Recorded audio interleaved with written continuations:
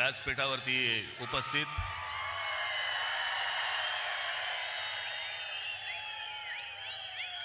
शिवसेना पक्षप्रमुख श्री उद्धव ठाकरे,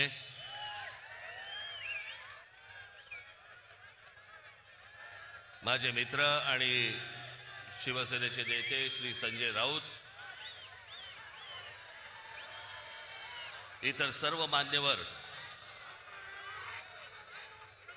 आणि मागे बसलेले सर्व आपले भावी नाशिकचे सर्व नगरसेवक,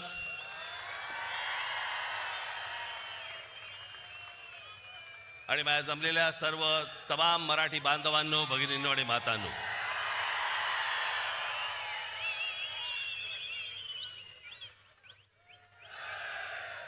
मी तुम्हाला सर्वांना योग्य वेळ सांगेन त्यावेळेला घोषणा द्यायच्या. तोपर्यंत आपण शांत राहा. आज अनेक वर्ष रखडलेल्या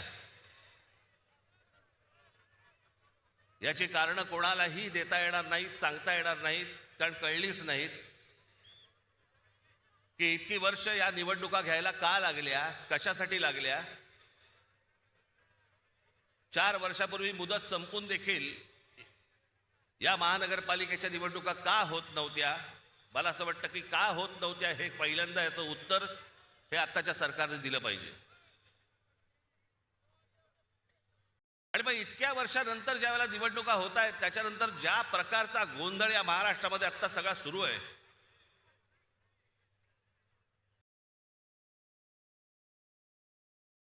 कोण कुठे चाललंय, कोण काय चाललंय, म्हणजे मी मागे एकदा म्हटलं होतं ना, इतका चुकीचा कॅरम फुटलाय ना की कोणाच्या सवट्या कोणाच्या भोगात आहेत तेच कळत नाही.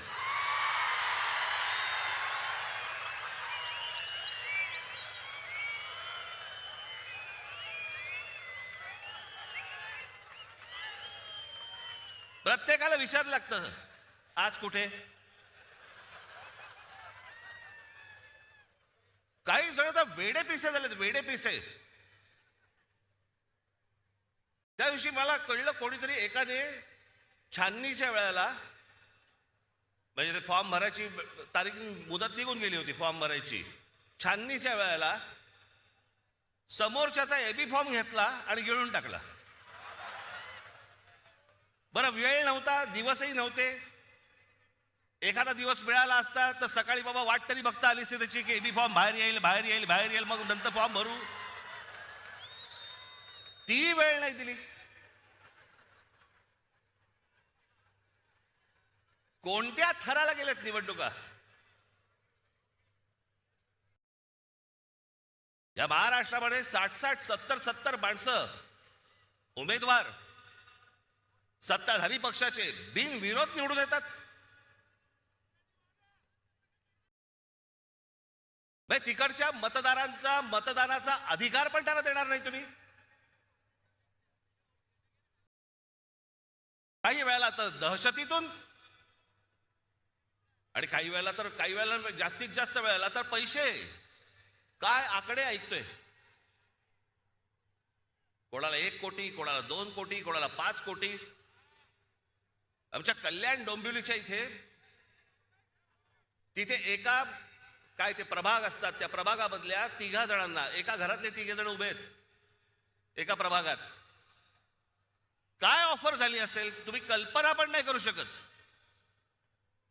एका प्रभागातल्या 3 जणांना, जे 3 जण एका घरातले आहेत, त्यांना 15 कोटी रुपयाची ऑफर झाली. 15 कोटी. कोणाला 5 कोटी, कोणाला 10 कोटी, कोणाला 2 कोटी. येतात कुठून पैसे. या लेवलला इथपर्यंत परिस्थिती आणली तुम्ही महाराष्ट्राची. एक तर उभं राहू द्यायचं नाही, माणसं विकत घ्यायची, भीती घालायची, दहशत निर्माण करायची, आणि अशा वातावरणामध्ये तुम्ही निवडणुका घ्यायला बघताय. मला समजलंच नाही. या इथे नाशिकमध्ये पण भारतीय जनता पक्ष, अहो तुमच्याकडे माणसं होती ना, जुनी काम करणारी माणसं होती ना.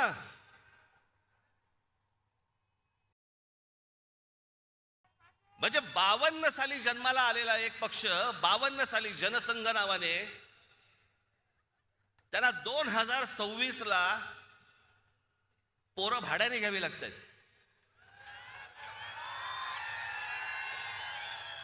तुमचे कार्यकर्ते तुमची माणसं तुम्ही उभी केली होतीत ना, मग दुसऱ्यांची कशाला कडेवर घेऊन नाचताय? याचं कारण जो पक्षामध्ये इथे काम करतोय तर काही शून्य किंमत. मी समजू शकतो की एखाद्या मतदारसंघामध्ये बाबा 2 जण चांगली लोक असतात, 3 जण चांगली लोक असतात, त्या 3 जणांमधला एखादा निवडावा लागतो, बाकीच्या दोघांना देता येत नाही. मी समजू शकतो, कारण जागाच एक असते. पण जी लोक सतत काम करतायत, इतकी वर्ष काम करतायत, त्यांना पूर्णपणे बाजूला सारून दुसऱ्या पक्षामधला माणूस घ्यायचा आणि त्याला उभं करायचं, हा तुम्ही त्या कार्यकर्त्याचा अपमान नाही करतात? बाहेरून माणसं लागतात तुम्हाला. बरं, ती आणतायत ते काही आनंदाने येत नाही येत, रात्री पैसे पोचवले जातात.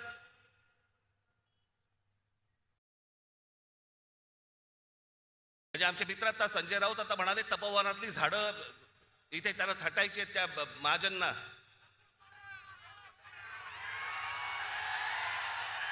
अहो, लाकूड तोड्या बरा होता. त्याला देवीने पहिली विचारली, त्याची कुऱ्हाड गेली तर सोन्याची हवी का? तो म्हणाला नाही. मग चांदीची हवी का? नाही. मग त्याची मूळ कुऱ्हाड दिली, तेव्हा तो बोलला नाही, ही माझी कुऱ्हाड. सोना चांदीच्या कुऱ्हाडीला पण तो भापला नाही. बाई, ते मला कळलं, मला कोणाला बद्दल बोलतोय, मला काय सांगताय? नावं ठेवण्यामध्ये मी पटाय, तुम्ही नाही.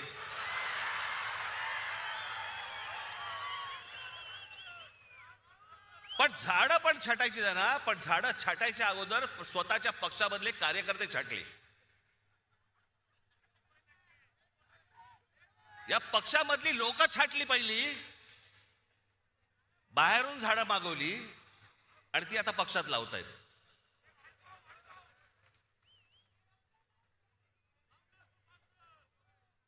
ही कोणती परिस्थिती, हे कोणतं राजकारण, हे कोणत्या निवडणुका चालू आहेत महाराष्ट्रामध्ये?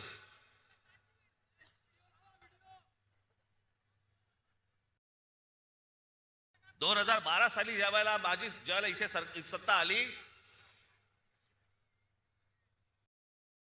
17 साली इथे फडणवीस आले आणि म्हणाले मी नाशिक मी दत्तक घेतो.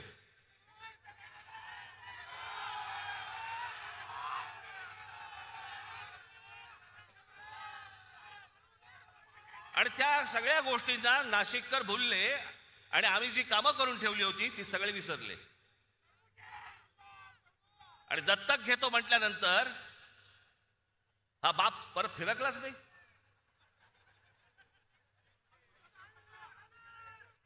काय काय गोष्टी करतो म्हणून सांगितल्या होत्या, कोणत्या कोणत्या गोष्टी करतो म्हणून सांगितल्या होत्या.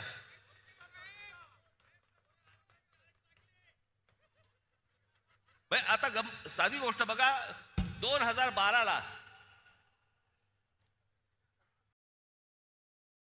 ज्यावेळेला आम्ही इथे सत्तेमध्ये आलो त्यावेळेलाही कुंभमेळा झाला, अत्यंत यशस्वी कुंभमेळा झाला. त्यावेळेला त्यावेळेचे इथे उत्तम सगळेच त्यावेळेचे नगरसेवक सर्व पक्षांचे सगळ्यांच्या बरोबर घेऊन साथीने सगळे हा उत्तम कुंभमेळा झाला. एकही झाड कापलं गेलं नाही त्यावेळेला. आत्ता का कापलं जातंय? तुम्ही शांत बसा रे जरा, नाही तर तू ये इकडे आणि मार बोंब परत सारखी.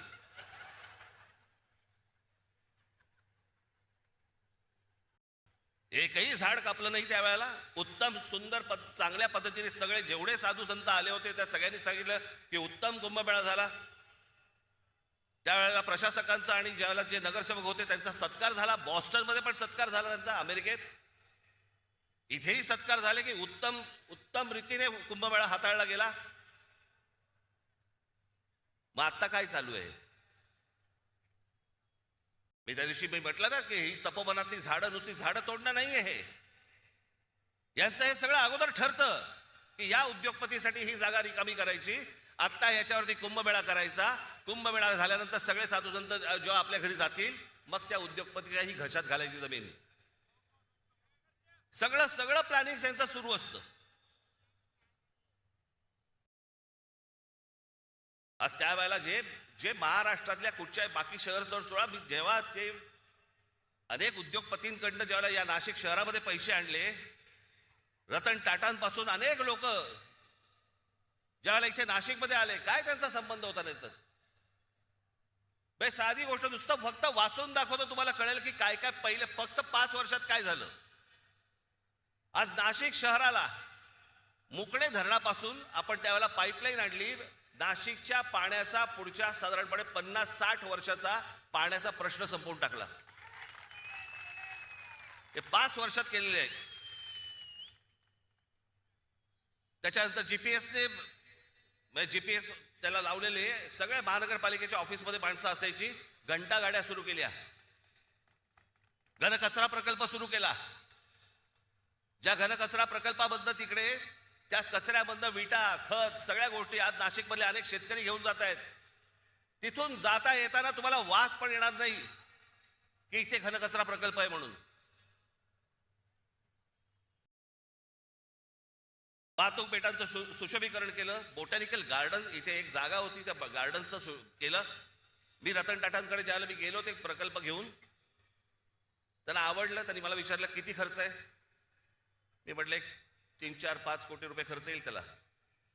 डन बोलले, नक्की. त्यांची सगळी माणसं लावली, सरकारकडनं सगळ्या परवानग्या बिरवानग्या सगळं आलं, कामाला सुरुवात झाली आणि प्रकल्प वाढत वाढत वाढत वाढत गेला. त्यांचीच माणसं करत होती.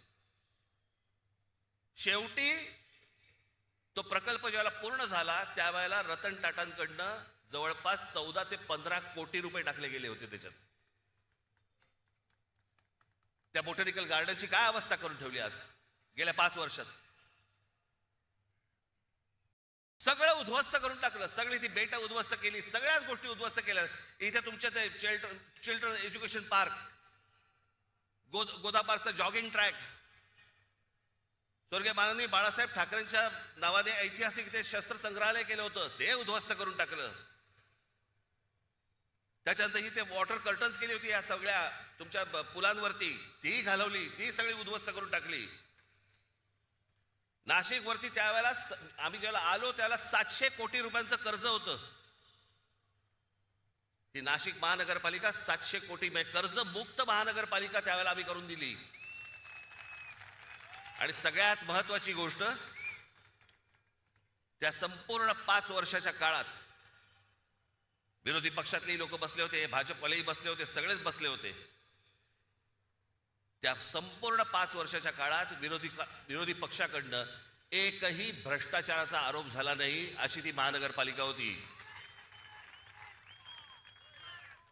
ज्या वेळेला हे रस्ते बांधणीचं काम सुरू होतं, उत्तम रस्ते सगळे झाले होते त्यावेळेला नाशिकमध्ये. मला हे पत्रकार सांगतात ना, दर पावसाळ्यामध्ये त्यांचे ते चॅनलमधली लोक विचारायची की मुंबई इकडचे तिकडचे सगळीकडचे इकडचे खड्डे पडतात. मी इकडचे जे कंत्राटदार होते त्या कंत्राटदारांची पहिली एक बैठक बोलवली होती आणि त्या कंत्राटदारांना सांगितलं होतं, म्हटलं हे त्याचं बजेट, तुमच्याकडे कोणी पैसे मागितले तर सांगा मला, आणि ज्या बजेटमध्ये तुम्हाला दिलेलं आहे त्याच्यामध्ये जर उत्तम रस्ता जर केला नाहीस आणि त्याच्यात जर खड्डा पडला, त्या खड्ड्यात उभा करून मारीन. उत्तम रस्ते झाले सगळे नाशिक मधले. हे होऊ शकतं, हे घडू शकतं, सगळ्या गोष्टी घडू शकतात. पण ह्या लोकांना हे करायचं नाही. 5 वर्ष दिली. हे 5 वर्षामध्ये हे देवेंद्र फडणवीस येऊन तुम्हाला काय बोलून गेले, ते काय बोलून गेले ते फक्त झालंय का एवढं फक्त मला सांगा. नाशिक न्यू मेट्रो प्रकल्प, Nashik IT park, Nashik logistic park, Dwarka Nashik उड्डाणपूल, नाशिकचा बाह्य ring road, Nashik Pune semi high speed railway मार्ग, इगतपुरीला आदिवासी क्रीडा प्रबोधिनी, महानगरपालिकेतील कर्मचारी अनुशेष असे अनेक प्रकल्प त्यावेळेला त्यांनी घोषित केले की भरून काढणार वगैरे, काही नाही. आणि हे म्हणे दत्तक घेणार.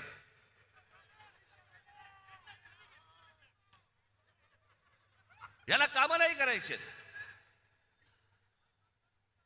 धर्माच्या नावावरती, जातीच्या नावावरती फक्त तुम्हाला भुलवायचं.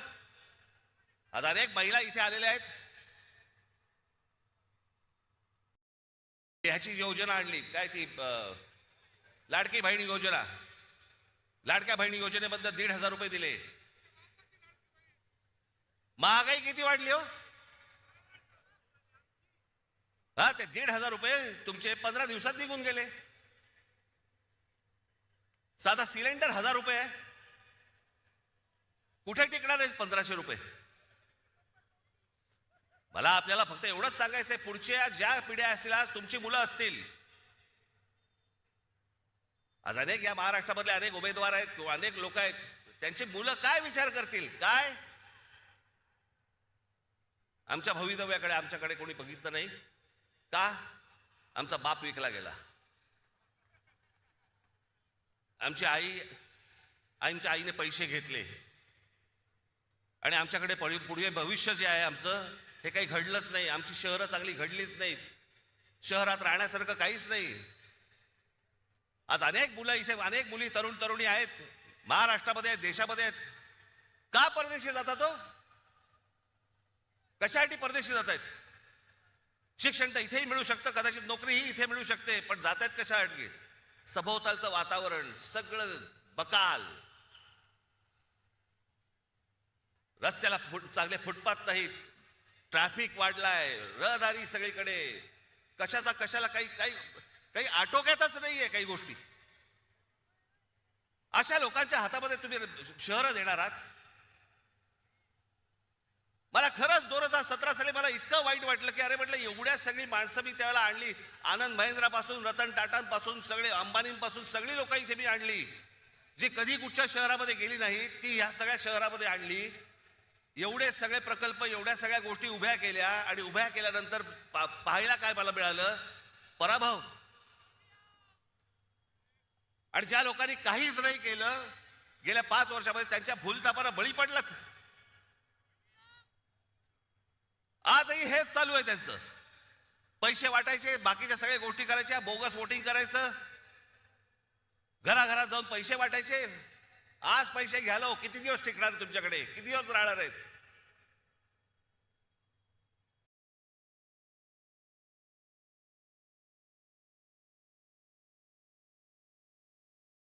तेवढ्याशा एका किमतीसाठी आपण अख्खं शहर दावडीला बांधतो आहोत. आपल्या चिल्ल्या पिल्ल्यांचं भवितव्य आपण दावडीला बांधतो आहोत. याचाही आपल्याला विसर पडला.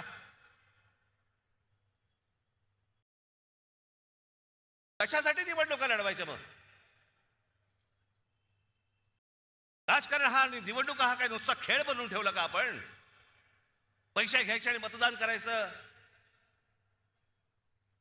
आणि मग 5 वर्ष बोंबलत राहायचं की ह्यांनी काही नाही केलं, ह्यांनी असंच केलं, ह्यांनी तसंच केलं, हे खोटं बोलले. परत 5 वर्षांनंतर परत येणार, हे पैसे वाटणार. हाच खेळ खेळायचा असेल तर खेळा बाबा. तुम्ही तुम्हाला उत्तम शहर घडवायचं असेल, उत्तम भवितव्य घडवायचं असेल, आपल्या चिल्ल्या पिल्ल्यांचं देखील त्यांना असं वाटलं पाहिजे की या शहरात राहावं असं जर वाटत असेल, आज मी तुम्हाला सांगतोय, आज शिवसेना आणि महाराष्ट्र नवनिर्माण सेनेच्या हातामध्ये तुम्ही आज सत्ता देऊन बघा. तुम्हाला नाशिकमध्ये पुन्हा चमत्कार घडवल्याशिवाय मी राहणार नाही.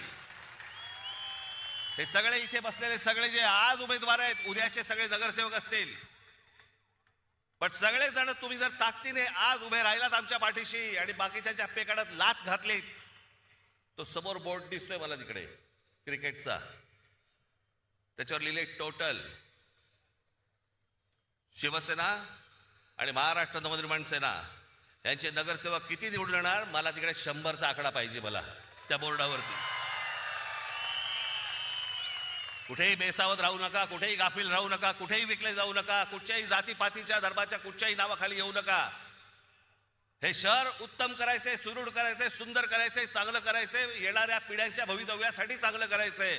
याच्यासाठी सगळेजण सज्ज व्हा. एवढंच फक्त सांगण्यासाठी आज आपल्या समोर आलो. आपण सगळेजण इतक्या मोठ्या संख्येने इकडे आलात, आपण त्याबद्दल मी तुमचा सगळ्यांचा मी आभारी आहे. धन्यवाद. जय हिंद, जय महाराष्ट्र.